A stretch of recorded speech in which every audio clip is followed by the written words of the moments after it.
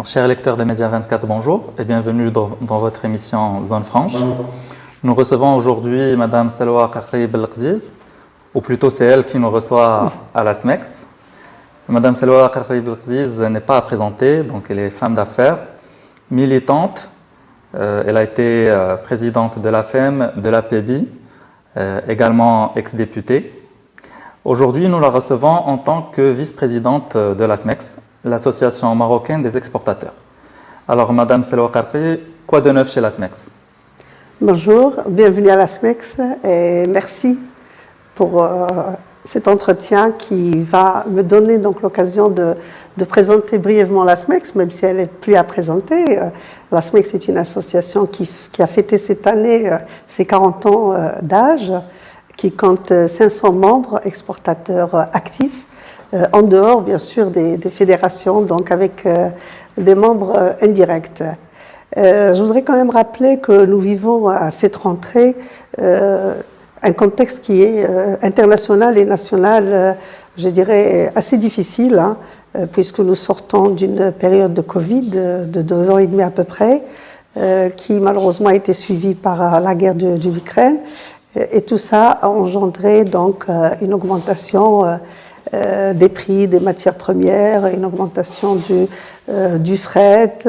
Nous vivons une inflation qui est très importante, malheureusement, à l'instar d'autres pays aussi, et surtout un déficit commercial qui est très important, puisque à fin avril, nous étions déjà à moins 91 milliards de dirhams, versus moins 63,4 milliards de dirhams à la même époque en 2021.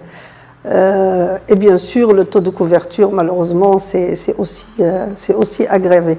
Donc tout ça pour dire que l'export, l'amélioration de la balance commerciale est très importante pour la souveraineté de notre pays.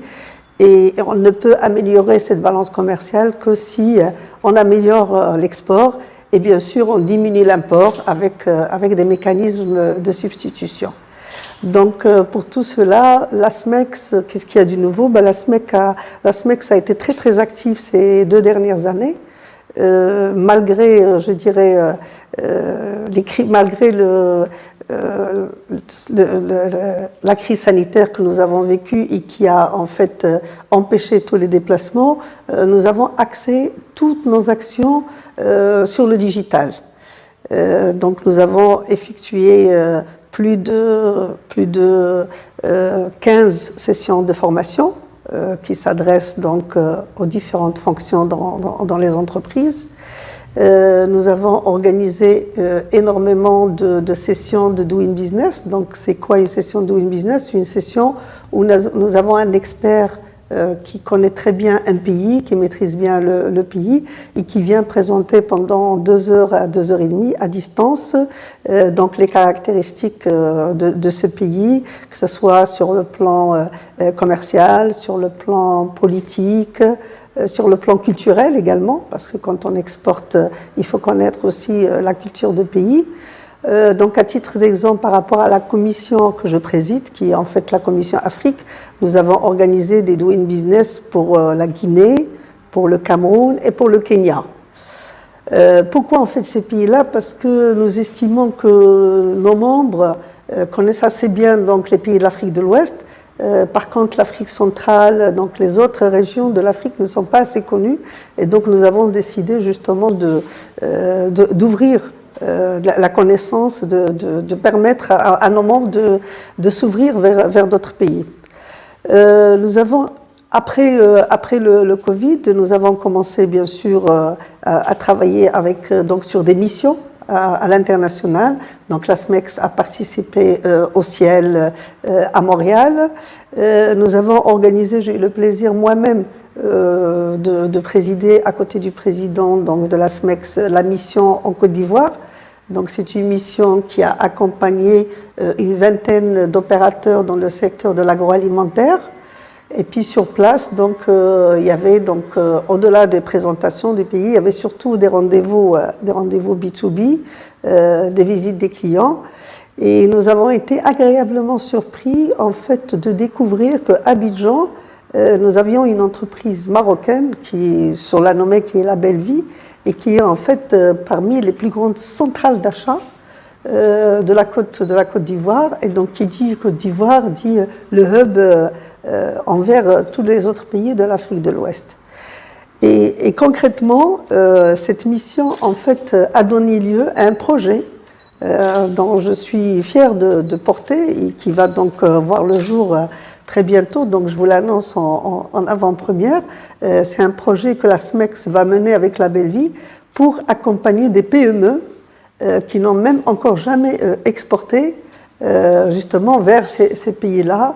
Et donc comme c'est une des plus grandes centrales d'achat, au lieu d'importer en fait d'autres pays, c'est un groupe marocain qui voudrait justement encourager et soutenir les produits marocains. Et ce genre d'action, la SMEX le fait en partenariat avec tout l'écosystème d'export. C'est-à-dire on le fait en partenariat avec la direction de la douane, avec Portnet, etc. Parce que justement, avec la SNTL pour la partie logistique, parce qu'ils ont un rôle à jouer qui est très important dans la facilitation du commerce extérieur. Sur le plan logistique, comme vous savez que le logistique, c'est un petit peu le levier qui est le plus important dans la compétitivité d'une entreprise qui exporte. Nous avons à la SMEX une commission logistique qui est très très dynamique, qui d'ailleurs est partenaire de la deuxième challenge digital port, qui va en fait, qui est à la recherche, qui lance un concours de recherche de start-up qui ont des solutions innovantes pour accompagner donc le commerce et rendre donc les ports beaucoup plus compétitifs. Qu'est-ce que je pourrais dire d'autre sur la SMEX qui a été fait ces 2 dernières années? On s'est beaucoup appuyé sur la plateforme digitale e-export, qui est une plateforme donc, qui a été développée il y a à peu près 3 ans et qui commence à avoir des résultats je dirais très encourageants. Je peux vous dire que nous avons réalisé des campagnes de communication vers des régions. Les chiffres sont vraiment encourageants. Par exemple, dans la région du Moyen-Orient, nous avons généré plus de 800 deals pour nos membres. C'est-à-dire que nous avons fait une communication digitale au Moyen-Orient. Les entreprises se sont connectées sur la plateforme e-export et ils ont contacté des entreprises marocaines, ce qui a généré donc 10 deals. Par la suite, bien sûr, il y a une confidence de point de vue business. On ne sait pas quelle a été la suite. Mais je pense qu'il y a des entreprises qui seront prêtes à la rentrée pour témoigner des entreprises qui ont donc bénéficié de ces deals. En Europe, nous avons fait la même campagne digitale sur le e-export. Ça a généré plus de 200 deals en Europe de l'Est. Et puis en Afrique, là, ça a généré plus de 1400 deals pour nos membres. Donc vous voyez, la SMEX, en fait, c'est vraiment, ce sont des actions qui sont concrètes pour accompagner les entreprises et avec des résultats concrets. Donc la SMEX avait une convention avec le ministère de l'Industrie et du Commerce qui a pris fin en 2020. Et il y a une autre convention qui se prépare actuellement. Parlez-nous-en. Effectivement, donc en avril 2014, il y a une convention qui a été signée dans le cadre du programme du plan d'accélération industrielle avec donc l'ex-ministre Molerfeld pour la période 2014-2020, donc qui est arrivée à échéance. Nous sommes en cours de signature, pratiquement dans les jours qui suivent, parce que nous avons tenu une dernière réunion juste avant les congés et on était d'accord sur toutes les lignes avec le ministère. Et donc ça va financer, c'est-à-dire que le ministère du Commerce et de l'Industrie, il n'y a plus le mot export malheureusement au niveau de la dénomination de ce ministère. Mais il continue donc à être bien sûr notre partenaire. Il va mobiliser tous les moyens en fait financiers nécessaires afin de nous accompagner dans les chantiers qui sont engagés. Donc les chantiers qui sont engagés pour les 2 années qui vont venir, c'est d'abord opérationnaliser les 12 régions de la SMEX.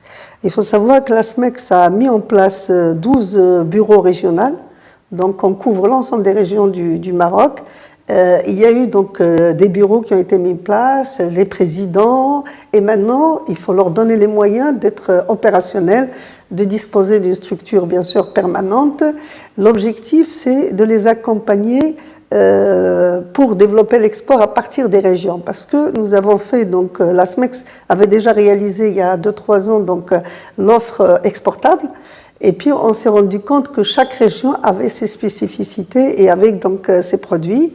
Et il y a encore peu d'entreprises qui exportent, donc ils ont besoin d'être accompagnés. Donc nous sommes à fond dans la régionalisation et ça va d'ailleurs avec la politique du gouvernement sous la houlette de Sa Majesté, que Dieu l'assiste. Donc ça, c'est vraiment le premier chantier le plus important. Le deuxième chantier, c'est une stratégie de développement à l'export pour le halal et le bio. Et qui, d'après, donc, pour nous, ce sont en fait des marchés qui sont encore sous-exploités. D'ailleurs, nous avions participé à la mission ministérielle en Arabie Saoudite il y a 3 mois. Et en retour, dès le mois de juillet, il y a une délégation d'hommes d'affaires saoudiens qui sont venus à Casablanca. Et donc, il y a un potentiel qui est très important pour ce marché-là, qui est le marché halal. Un autre chantier qui est très important, c'est tout ce qui est décarbonisation de notre industrie. Comme vous le savez, donc l'Union européenne a mis en place une taxe carbone.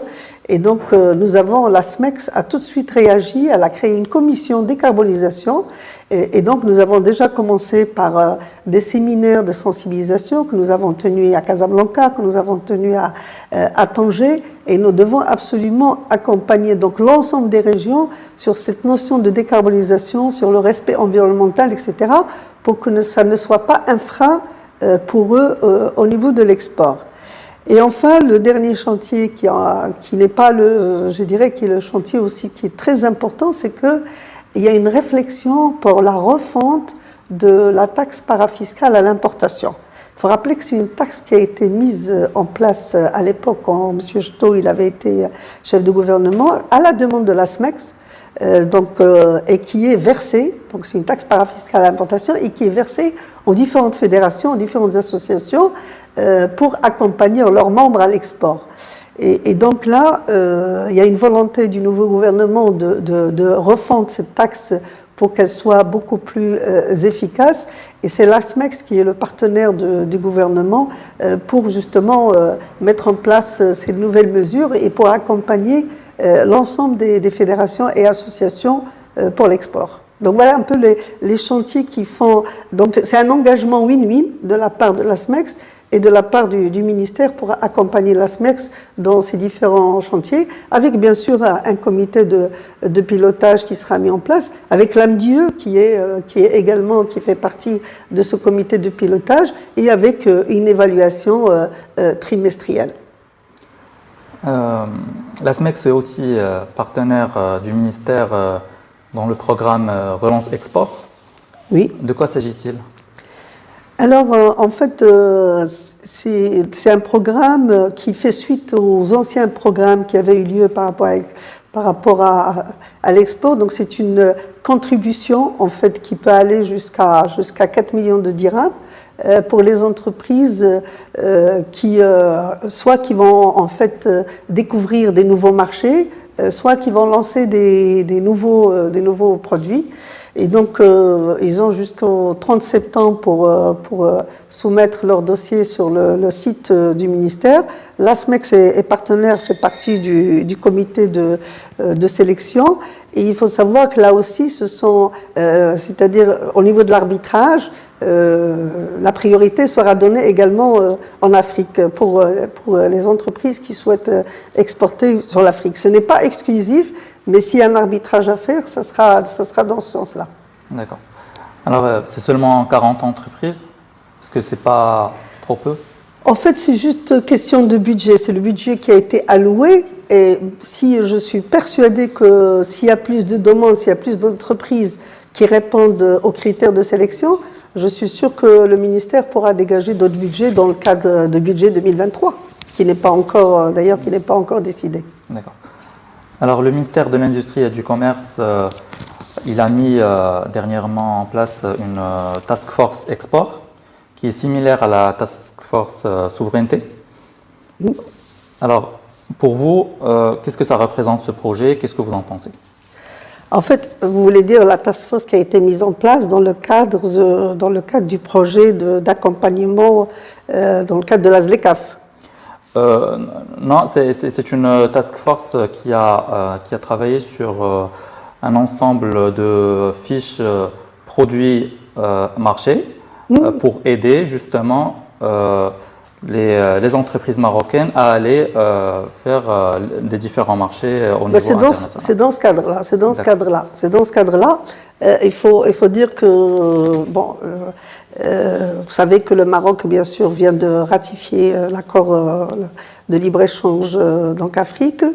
C'est un accord qui est très important parce que ça va être la plus grande, je dirais, la plus grande zone d'accord de libre-échange dans le monde. Je veux dire, c'est un accord qui a été ratifié déjà par à peu près 45 pays. Et donc, sur les 2 dernières années, ça a été, je veux dire, les choses ont évolué positivement. Et d'ailleurs, dernièrement, il y avait un accord sur l'origine. Donc, les choses vont assez vite, mais ça, c'est une mission de l'État. Mais en parallèle, ce qui est important, c'est que le privé se prépare. Et c'est dans ce cadre-là que le Maroc, en fait, donc le ministère du Commerce, de l'Industrie et la SMEX ont lancé une étude d'accompagnement et en fait d'études d'opportunités d'export dans les pays africains et également d'investissement. Et c'est dans ce cadre-là que cette task force a été donc mise en place. Cette task force, c'est en fait ce qu'on appelle 3 stations qui ont été mises en place. Il y a la station export qui a été mise en place, Export Impulse. Ça a été mis en place pour en fait définir le potentiel d'exportation pour chaque pays. Il y a la station Invest Impulse qui a été donc mis en place pour mettre en place la banque de projets d'investissement. Et il y a en fait la station Écosystème Impulse qui a été mise en place pour une concertation et une sensibilisation avec les opérateurs. Il faut savoir que c'est une mission qui a duré quand même 6 mois. Dont les résultats vont être dévoilés très bientôt dans les jours qui suivent et certainement en présence donc du gouvernement, peut-être aussi le chef de gouvernement, parce que en fait ce sont des résultats qui sont importants, qui sont nécessaires et qui démontrent le potentiel et l'intérêt justement de la ZLECAf pour l'ensemble des opérateurs marocains. Et donc, comment ça s'est déroulé? Donc, sur la 3e station, donc, il y a une concertation avec 15 fédérations. Donc, les 15 fédérations ont participé. Vous avez donc l'agroalimentaire, l'automobile, la chimie, parachimie, le textile, le cuir, l'électronique électrique, les IMME, donc les transformations des produits de la mer, les matériaux de construction et les produits pharmaceutiques. Donc, toutes ces fédérations ont participé donc, à travers au moins 2 ou 3 séances de travail avec le bureau d'études. Donc, qu'est-ce qu'elle a dégagé, cette étude? Elle a permis, en fait, de dégager, on a pris secteur par secteur, le positionnement du Maroc par rapport à ce secteur dans le commerce international, que ce soit en termes de part de marché ou en termes de croissance. Donc, pour chaque secteur, vous avez les résultats de ce. Deuxièmement, l'alignement de l'offre exportable marocaine aux tendances de la demande. Donc, quelle est la demande par pays? Aussi bien mondiale, mais surtout africaine, sur les différents secteurs, afin d'identifier la situation de vulnérabilité, le positionnement à renforcer et les opportunités inexploitées. Troisièmement, la liste des produits priorisés, parce on n'est pas bon dans tous les produits, donc il fallait prioriser les produits. Quatrièmement, le potentiel identifié par produit sur les marchés cibles. C'est ce que vous avez dit, fiche produit. Cinquièmement, la confirmation du potentiel confirmé avec la définition de l'accompagnement nécessaire. Sixièmement, des tendances récentes du marché de l'investissement, parce que, donc, comme je vous ai dit, à l'export et à l'investissement. Septièmement, les caractéristiques de l'investissement en Afrique. Et là, on l'a fait pays par pays. C'est-à-dire que c'est un travail qui a été travaillé par le bureau d'études avec les agences de développement d'investissement pour chaque pays, avec les chambres de commerce au niveau des pays, avec les services économiques des ambassades dans les pays. Donc, c'est un travail qui a été fait avec les pays pour savoir quels sont en fait, comment investir, quels sont les freins, quelles sont les mesures à prendre, etc. Huitièmement, la pertinence stratégique pour le Maroc et la pertinence économique pour l'opérateur. On est descendu jusqu'au niveau de l'opérateur lui-même. Et enfin, la liste des projets d'investissement du secteur en Afrique. Donc voilà, cette étude qui a permis justement de dégager tout ça, on a fini par nous mettre d'accord entre le ministère et la SMEX sur recommandation aussi des bureaux d'études sur les mesures à prendre. Parce qu'en fait, la question, ok, mais comment faire pour être bon? On a fait comment faire pour tirer profit de cet accord, la ZLECAf, qui, d'après la Banque mondiale, va générer à peu près 450 milliards de dollars. Comment le Maroc peut en tirer profit au maximum? Bien sûr, tous les pays vont en tirer profit. Ce qui est important, c'est que tout le monde en tire profit, mais c'est un accord qui va, en fait, c'est un accord qui va structurer le pays, qui va l'industrialiser. Il ne faut pas oublier que le secteur industriel manufacturier en Afrique ne représente malheureusement que 10% du PIB en Afrique. Et donc, ce qui est important, c'est industrialiser l'Afrique, c'est revoir les valeurs ajoutées, c'est investir dans les pays où il y a de la matière première pour pouvoir. Et ça va créer énormément d'emplois et énormément de richesses. Donc, quelles sont les mesures pour que le Maroc en tire profit, pour que les opérateurs marocains en tirent profit? Là, on a recensé 3 types de mesures. Vous avez donc des mesures qui dépendent des institutions étatiques, des mesures qui dépendent des institutions financières et des mesures qui dépendent de nous, opérateurs privés, c'est-à-dire les différentes fédérations et la SMEX. Et donc il y a deux piliers, c'est 2 pieds, il faut marcher sur 2 pieds. Vous avez d'un côté le conseil et l'accompagnement et de l'autre côté le soutien financier et les assurances. Sans soutien financier, sans les assurances, les cautions, les garanties, la couverture, l'assurance, on ne peut pas exporter. Sans logistique, sans promotion et lobbying, sans documentation et formation, sans conseil technique et sans mise en relation, on ne peut pas exporter. Donc vous voyez, on sait ce qu'il faut faire. Je veux dire, cette étude nous a permis de. Alors le résultat, vous avez parlé tout à l'heure des fiches produits. Je ne peux pas vous dévoiler exactement les produits ni les fiches. D'abord, c'est pas encore dévoilé, c'est pas encore public, mais je peux vous dire, c'est qu'il y a quand même 53 filières qui ont été couvertes par cette étude dans les 14 produits. Il y a 200 produits qui ont été recensés, qui peuvent justement avoir une très grande valeur au niveau export pour le pays. Il y a 1200 couples produits marchés. Donc, c'est quand même quelque chose, c'est un trésor pour nos opérateurs, donc tout est prêt.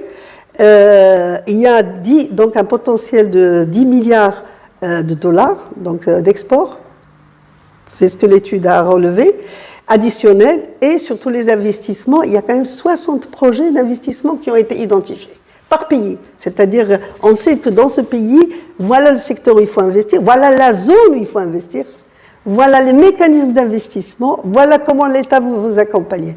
Donc vraiment, nous sommes prêts, c'est-à-dire que le Maroc est prêt justement pour profiter au mieux de cet accord de libre-échange. Le Maroc, il a d'autres accords de libre-échange qui sont souvent assez contestés. Est-ce que les résultats de cette étude dont vous parlez, ils montrent que peut-être la ZLECAf va être différente, qu'elle va plutôt être positive pour l'économie marocaine et les entreprises exportatrices marocaines? Moi, je dirais même que la ZLECAf, c'est le salut pour toute l'Afrique. Vraiment. Parce que malheureusement, cette période de Covid nous a démontré que l'Afrique est trop dépendante du reste du monde. Je donne un seul exemple, c'est la vaccination.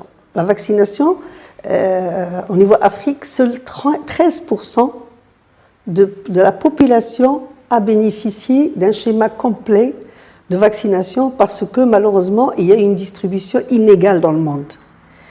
Donc la guerre en Ukraine a également démontré, et puis avec donc, tous les changements au niveau de la logistique, etc., a démontré que l'Afrique devrait commencer à compter beaucoup plus sur l'Afrique que sur le reste du monde, pour avoir justement l'indépendance, la souveraineté du point de vue santé, du point de vue alimentaire. Ce sont les deux points qui sont les plus importants. Et donc, en fait, la solution, c'est la ZLECAf. parce que c'est elle justement qui va développer le commerce para-africain.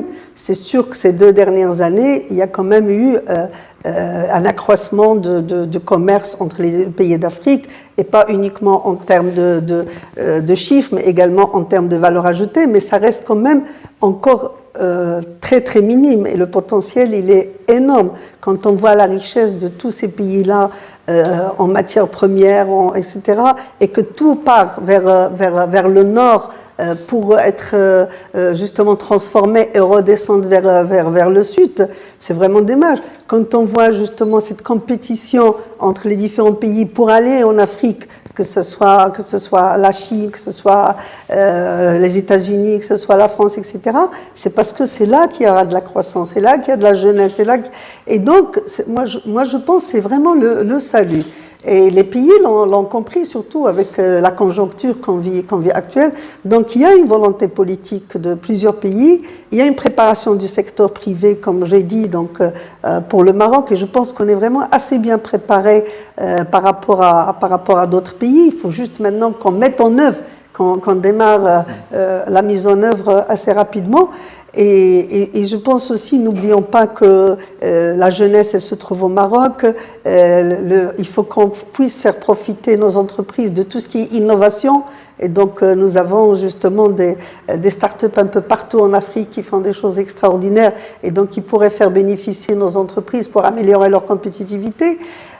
Moi, je pense que c'est les saluts. On ne peut pas le comparer à des accords bilatéraux entre différents pays. Pas du tout. Ça, comme je disais tout à l'heure, ça va être la plus grande union douanière du monde. Donc, je veux dire, on est quand même... c'est autre chose.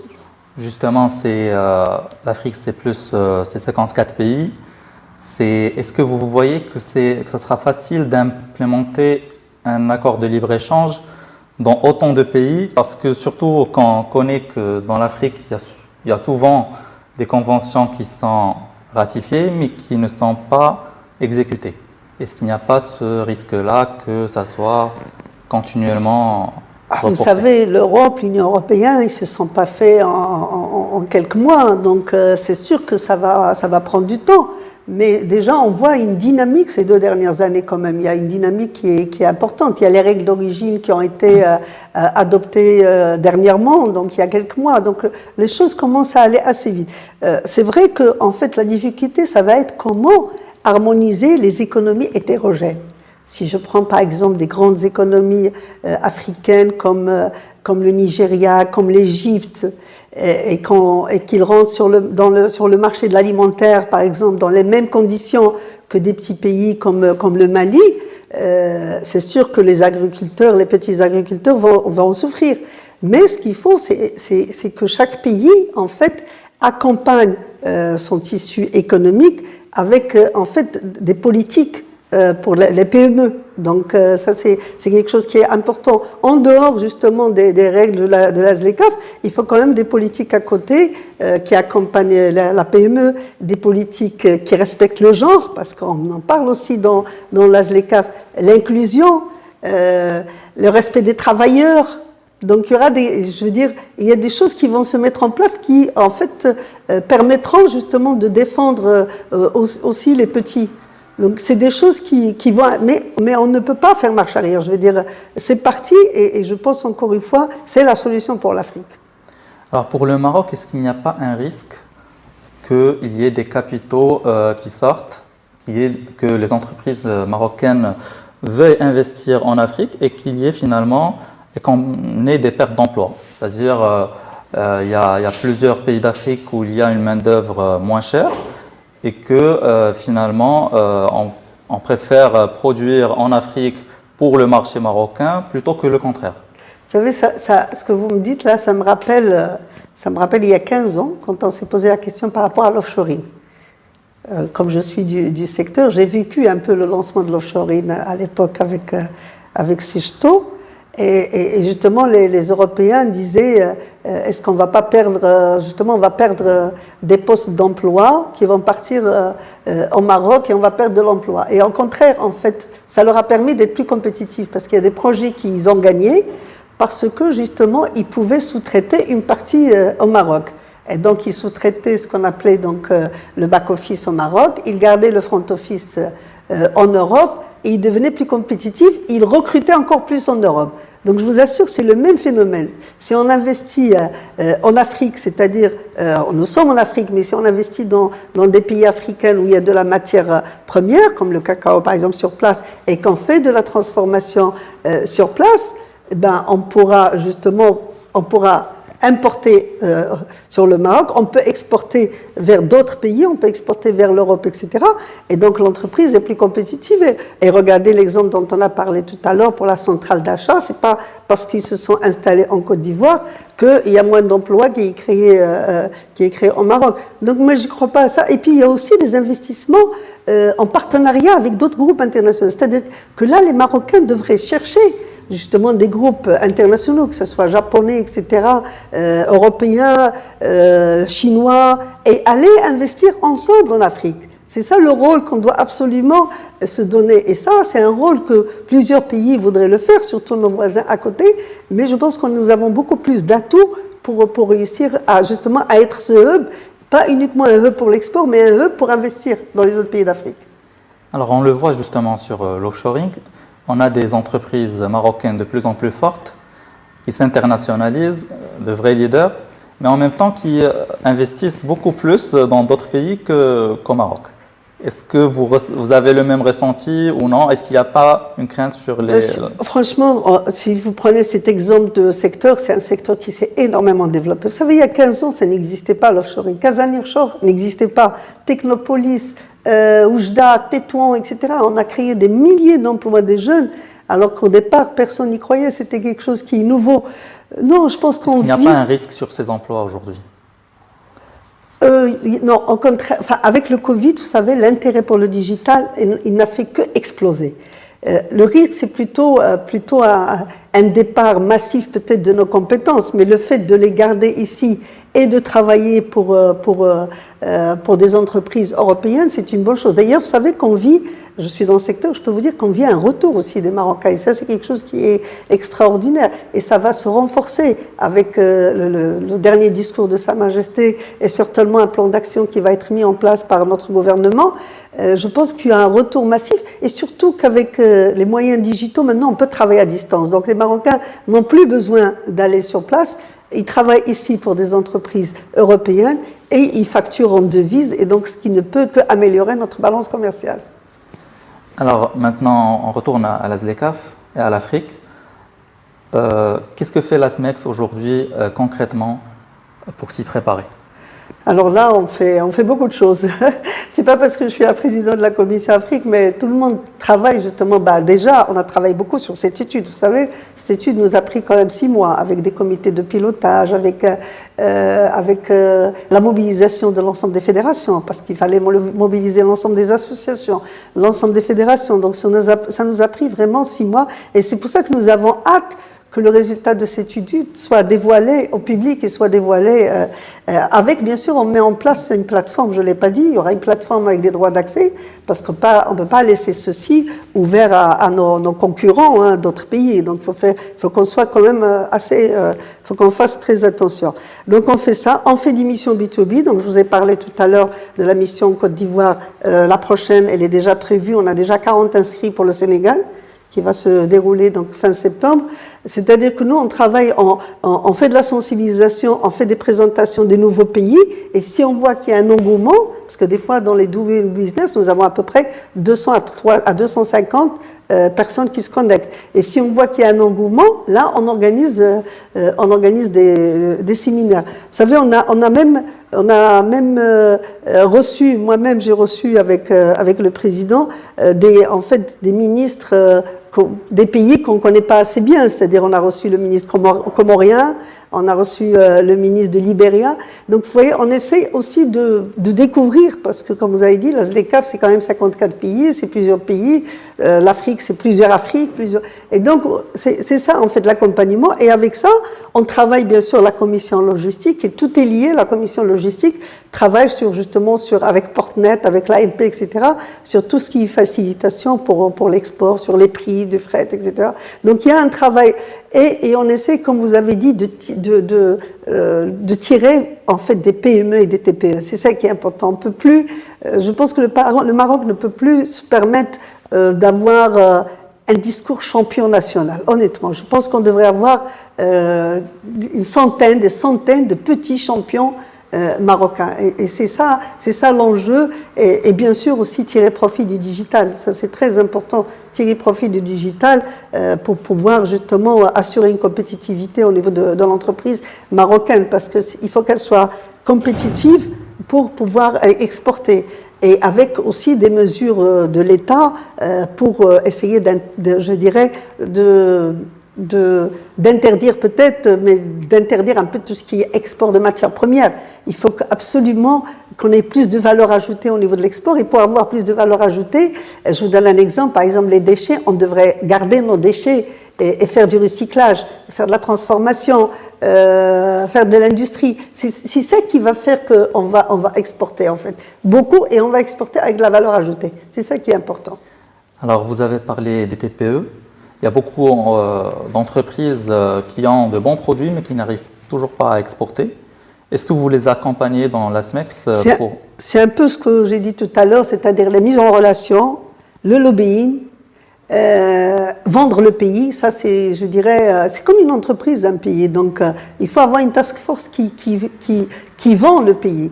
D'ailleurs, peut-être que maintenant que les déplacements sont possibles, peut-être que le gouvernement, avec maintenant la charte d'investissement que nous avons, devrait commencer à faire peut-être du porte-à-porte. C'est-à-dire, il faut une task force privée-publique et aller faire de la prospection. C'est comme une entreprise. On ne peut pas vendre le pays seulement à travers de la publicité. C'est bon pour le tourisme, peut-être pour attirer le tourisme.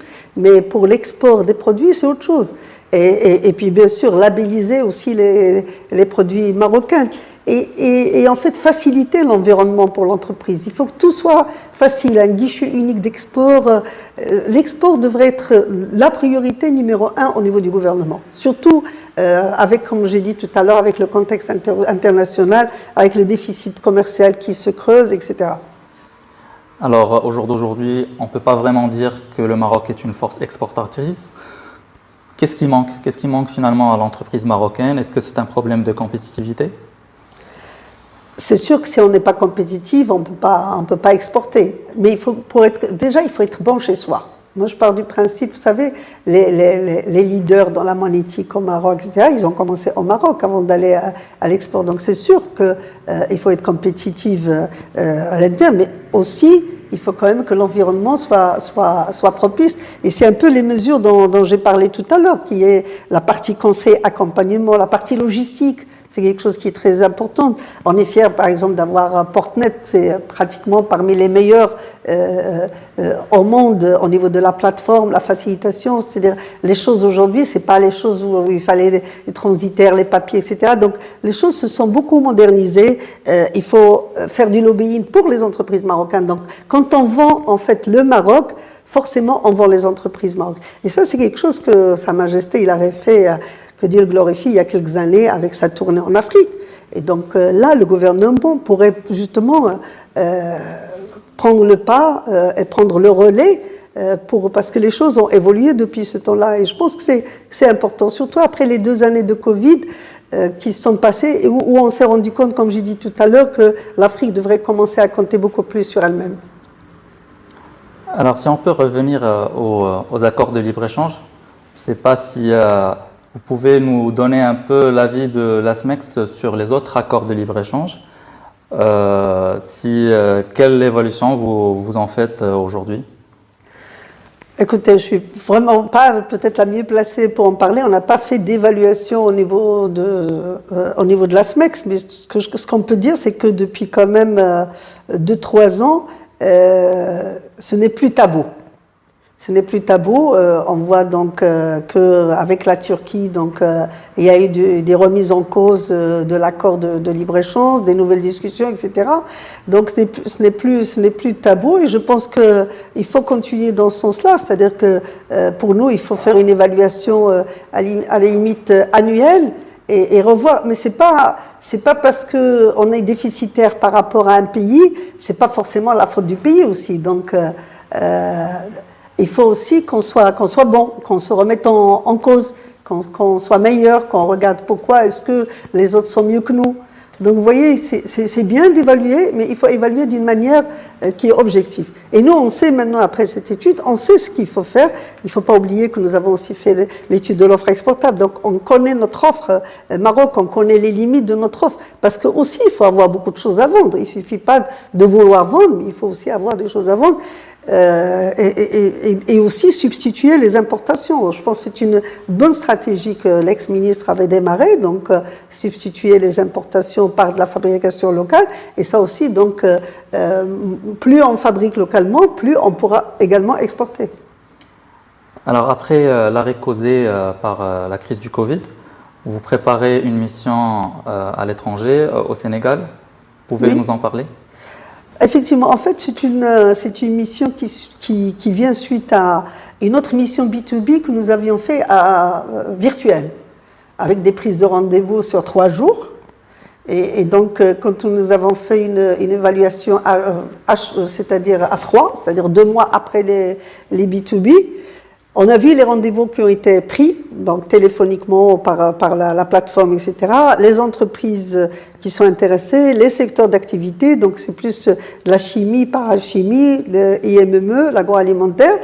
Et donc maintenant, ces gens-là, c'est-à-dire c'est pas tout le monde, ce sont ces entreprises qui ont participé à la première mission B2B qui vont maintenant concrétiser en allant rencontrer donc physiquement les entreprises au Sénégal. Donc on va faire un peu comme ce qu'on a fait en Côte d'Ivoire, c'est-à-dire pendant une demi-journée, donc une présentation dépayée par différents ministres de ce pays-là, avec en général l'ambassadeur de notre pays là-bas sur place. Et puis à partir de l'après-midi, ce sont des rendez-vous B2B. Donc on a un cabinet qui nous accompagne, qui prend des rendez-vous préalablement. Et donc, les gens, ils vont sur place, ils ont leurs échantillons, ils vont voir dans les entreprises. C'est vraiment des contacts, c'est du concret, quoi, pour ces entreprises-là. Et si après, ça dépendra toujours de la demande. On est toujours accompagné par l'AMDUE. Donc, des fois, ça peut être des missions pour un seul secteur, monosectoriel. Des fois, ça peut être des missions multisectorielles. Madame Seloua Qarqi Belkziz, merci pour votre disponibilité. Merci à vous. Chers lecteurs de Média 24, merci pour votre attention et à un prochain rendez-vous, Inch'Allah.